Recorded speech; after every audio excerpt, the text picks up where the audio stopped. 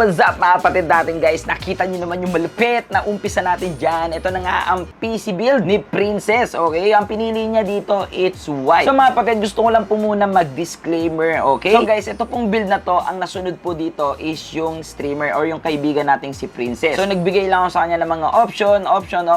And then mga kapatid, talagang gusto niya ng white build. Alam naman natin guys na pag white, medyo may dagdag siyang cost. Kasi mga kapatid, ganun talaga eh mga kapatid. Normally kasi it's black ang components. Ngayon, pag ginawa mo siyang white, may dagdag na additional cost. And then, meron akong regalo kay Princess. Ito na nga yung Logitech na G102 na white para bagay na bagay sa kanyang setup. Kasi po, bumili rin po siya ng RK mechanical keyboard na white. So, naisip ko mga kapatid na wala siyang mouse na white para mas kompleto na yung setup niya. So, I try my best mapaganda yung table niya na mabilisan. So, tara, wag na natin patagalin. Umpisahan na natin.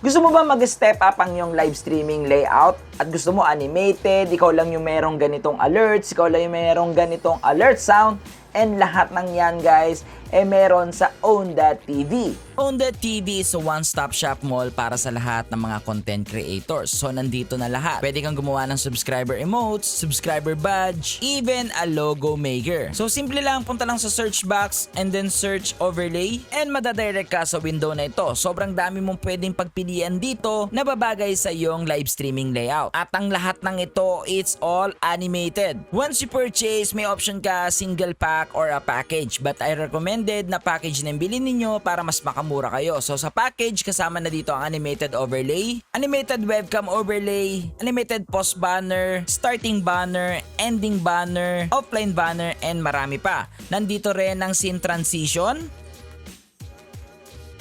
Ganun na rin ang mga bagong alert panels. At ang lahat ng yan, it's all animated. Ang ganda, di ba? So, simple lang yan. Makita nyo po yung link dyan sa screen or nasa description box. www.own.gg/boss_Lucio. Basta gamitin nyo lang yung coupon code na Lucio, automatic 50% off na yan.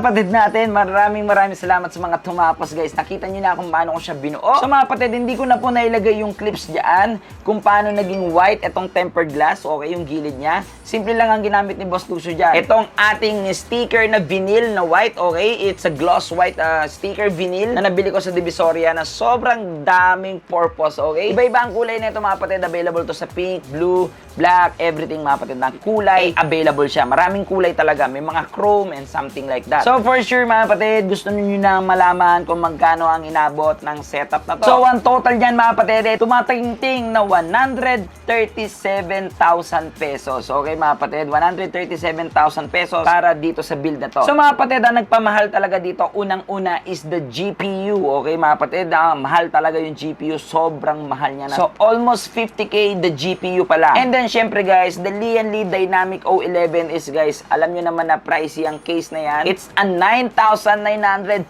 guys. Okay, 60 pesos na lang, 10,000 na case pa lang yun. So yan yung mga nagpamahal dyan mga kapatid. And alam naman natin pag Lian Li medyo pricey, pero kita nyo naman guys kung gaano kapogi ang Lian Li. Yan naman yung ma-achieve mo if you build a Lian Li guys. The Streamer Plus, talagang pricey mga kapatid natin. The fans, okay. Kung hindi nga lang nagtitipid pa si Princess, i-recommend ko sana yung fan na gamit ko. The Unifans na 120 guys. Talagang mas maganda yon pagdating sa mga Lian Li build. Pero mga kapatid, ito nga yung bagong fan ng Lian Li, the SL120. So medyo mas mura siya ng bahagya. Aside doon guys, hindi na ako makapagbigay sa inyo ng run test dito ng games and everything kasi mga kapatid, medyo rush itong PC na to. Kailangan po ni Princess ng bagong PC. So hindi na po ako makapag-download ng mga malalaking games and everything guys para matry natin siya. May stress test natin siya sa lahat ng bagay. Pero guys, solid tong build na to mga kapatid. This is the Ryzen 5 5600X and then RTX 3060 and then meron siyang 32GB of RAM. Each RAM meron siyang 3200 Hz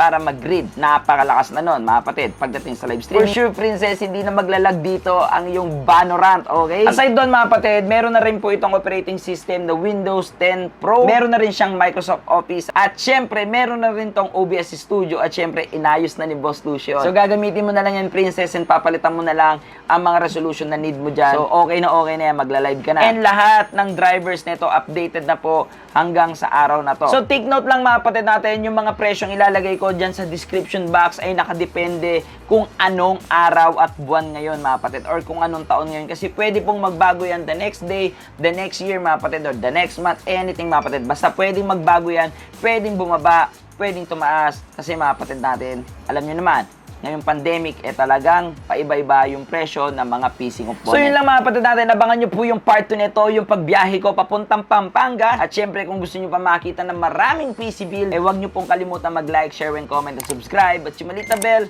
para lagi kayong updated sa lahat ng ating video. So again mga kapatid, I'm Luis D. Orteves, aka Boss Lucio, ang inyong stream coach. Para sa inyong mga stream and tech problem, happy streaming, napakaangas!